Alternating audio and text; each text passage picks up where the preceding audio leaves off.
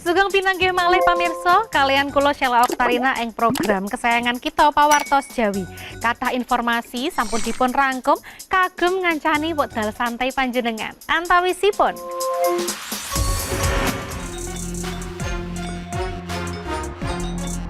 Geopark Kebumen resmi dados UNESCO Global Geopark. Daerah Istimewa Yogyakarta dinobataken dados provinsi kanthi pangajeng-ajeng gesang paling inggil wonten Indonesia. Rumiyin lan sakmenika jelajah kawasan Tugu Yogyakarta. Pamirsa menika Pawartos Jawi.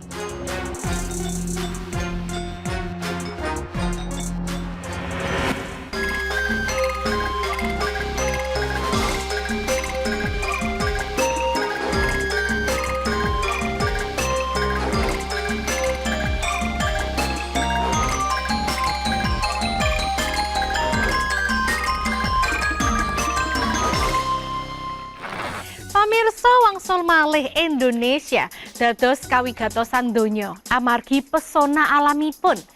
Inggih wekdal menika dateng saking laladan Jawi Tengah. Tepatipun wonten Kabupaten Kebumen ingkang sawentawis wekdal rumiyin sampun dados UNESCO Global Geopark. Wah, temtunipun menarik sanget nggih pamirsa. Malah anggenipun ngerantos sampun cekap dangu kagem gayuh menika. Boten namung menika mawon pamirsa kagem panjenengan ingkang kagungan pepinginan gesang langkung dangu temtunipun wonten ing daerah Istimewa Yogyakarta saged dados pilihan amargi dados provinsi kanthi pangajeng-ajeng gesang paling inggil wonten Indonesia. Saestunipun kados menapa nggih pagesangan ingkang kebak ing kaselarasan wonten mriku? Nah, pamirsa menika sedaya informasinipun.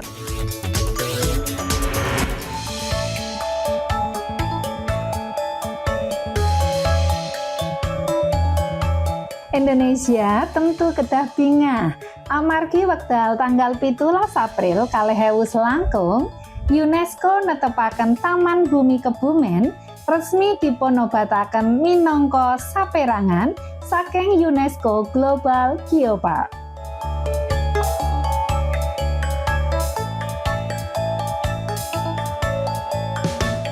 UNESCO Global Geopark Kebumen menika pengakenan awit kaendahaning alam lan kasugihanipun sejarah bumi ingkang kita gadahi. Menika dados momentum enggal kagem kita kagem jagi kasugihan alam ingkang sampun kita gadahi menika. Sinambi ngembangaken pariwisata Kebumen lan keginaanipun saestu dipun raosaken masyarakat sedaya.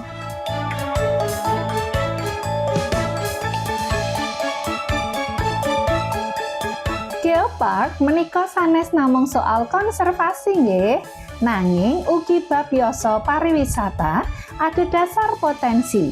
Menika keparing ngajengaken edukasi, kelestantun saha kearifan lokal masyarakat.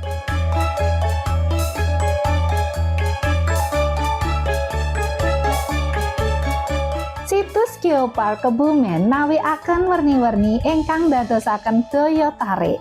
Wiwit saking situs geologi, budaya, kerajinan, lan ekonomi rakyat. Secacah situs kasebat antawisipun geosite Watu Kelir, Redi Parang, lan Cangkring kaping 3-nipun papan wonten Kebumen ing sisih ler.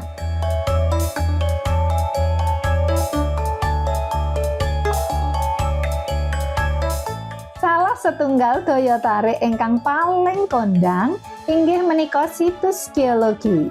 Kados lava bantal lan rijai abrit wonten dusun Seboro. Kaendahan alam lan geologi Geopark Kebumen ugi keparing dipun panggihaken ing warni-warni hayati. Ing mrika menika nggih wonten kathah spesies flora saha fauna.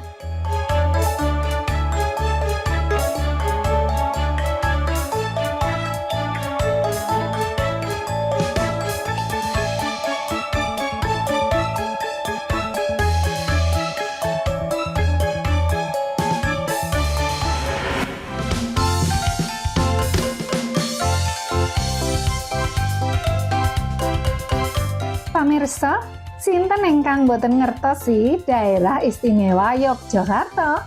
Menika dados provinsi kanthi wicalan pangajeng-ajeng gesang paling inggil wonten ing Indonesia. Menika dados prestasi minangka provinsi ingkang saestu kathah dipun ajeng-ajeng masyarakat gesang. Menika adhedhasar data Badan Pusat Statistik warsa 2021.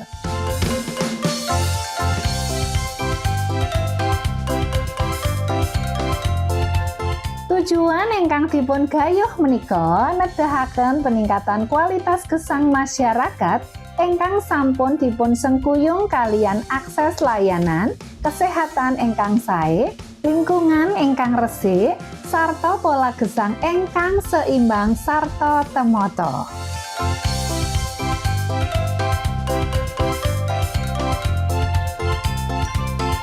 Ing pundi wonten pola gesang masyarakat Yogyakarta menika prasaja sanget lan njagi kaimbangan antawis aktivitas fisik, sosial, kearifan lokalipun, saha spiritual ingkang dados faktor wigatos lebet nyengkuyung yuswa panjang.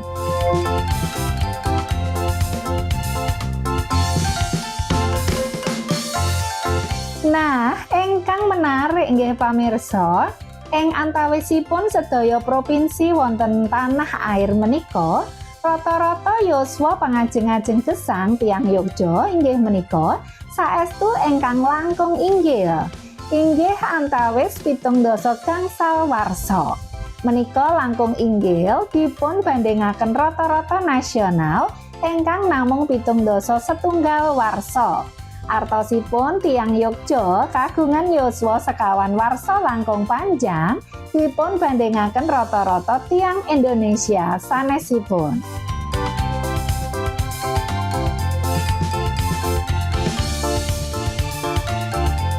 Pamirsa, kaunggulan menika ugi nggambaraken upayanipun pemerintah daerah lebet ningkataken kesejahteraan warganipun langkung secacah program ingkang ngutamiaken nilai-nilai kearifan lokal lan kemajengan modern.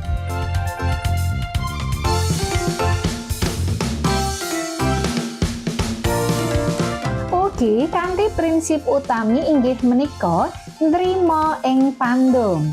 Artosipun nampi kalian ikhlas sedaya ingkang sampun kedadosan wonten ing wekdal rumiyin sakmenika lan ing mangsa mangajeng.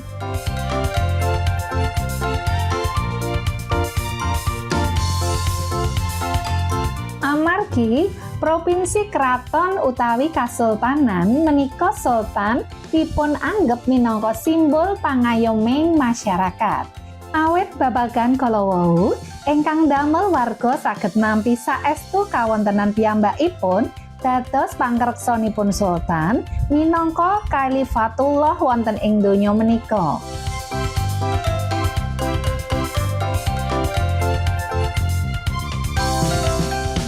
Ing sakwangsulipun pihak sanesipun inggih menika pihak kraton ugi maringi timbal balik arupi nyediakaken sarana lan prasarana kemasyarakatan ingkang memadai minangka catatan wonten Yogyakarta awis dipun panggi margi ingkang risak.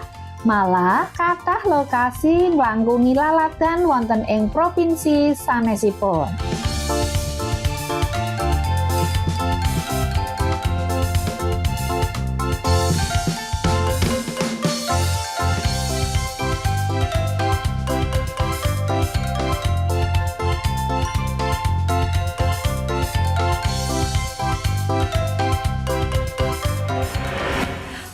Temtunipun bingah sanget nggih pamirsa. Sasampunipun ngrantos dangu ingkang sakmenika kasembadan, Geopark Kebumen saestu patut kaparingan lan mugi kemawon badhe wonten malih nggih. Amargi wonten Indonesia kagungan alam ingkang saestu endah sanget. Lan temtunipun kados pundi masyarakat saha penduduk daerah istimewa Yogyakarta ingkang kagungan tatanan gesang ingkang sae lan imbang kalian kegiatan aktivitas sanesipun ingkang damel gesang menika dados endah lan panjang yuswa. Nah, kados pundi Pamirsa, wonten ingkang minat boten menika? Kagem jengkar lan miwiti gesang wonten Yogyakarta menika. Kita tilaraken pawartos kala wau salajengipun lebet segmen rumiyin lan sak menika.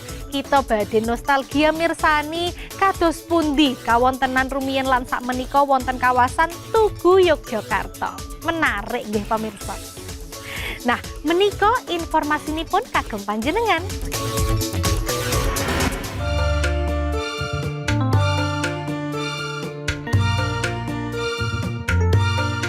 Pamirsa, Tugu Yogyakarta sampun ngalami transformasi signifikan saking mangsa rumiyin ngantos mangsa menika.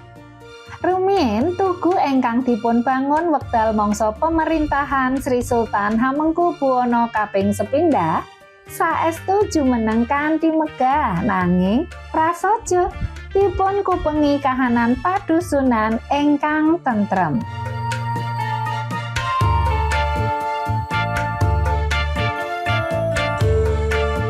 Margi ing sakupenganipun tasih arupi margi saking lemah lan kendaraan motor tasih awis kapirsan. Aktivitas masyarakat langkung kathah nyatunggil ing kegiatan tradisional lan perekonomian lokal. Kawontenan angker lan medeni ingkang rumaket wonten Tugu ugi kraos langkung kiyat. Ing kahanan masyarakatipun tasih nindakaken kathah tradisi lan ritual ing sakupenganipun.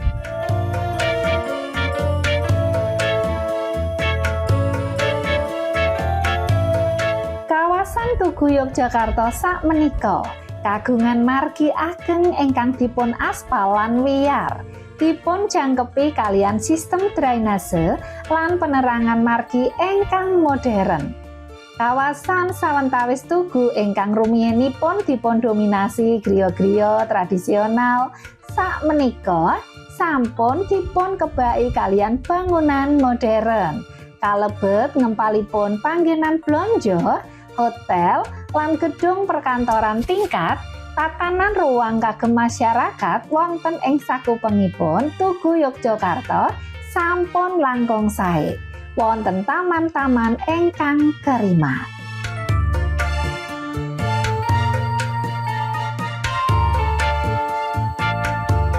Prapatan Tugu Yogya ingkang rumiyin asring warganipun tindakan wekdal wisata utawi mlampah tumuju laladan sanesipun. Ingkang medalipun langkung prapatan menika saestu kapirsan benten wekdal rumiyin lan sakmenika. Tugu Yogyakarta dumunung wonten ing persimpangan margi Jenderal Sudirman lan margi Pangeran Diponegoro sarta margi Marga Utama. Kitha Yogyakarta, Daerah Istimewa Yogyakarta.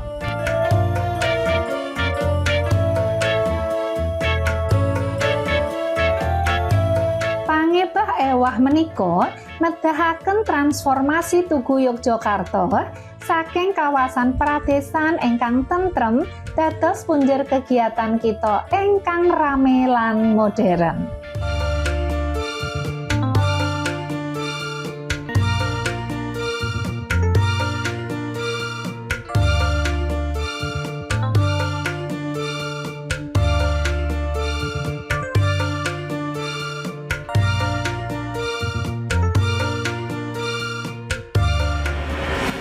Pamirsa, kasunyatan ebahipun menika saestu signifikan sanget nggih.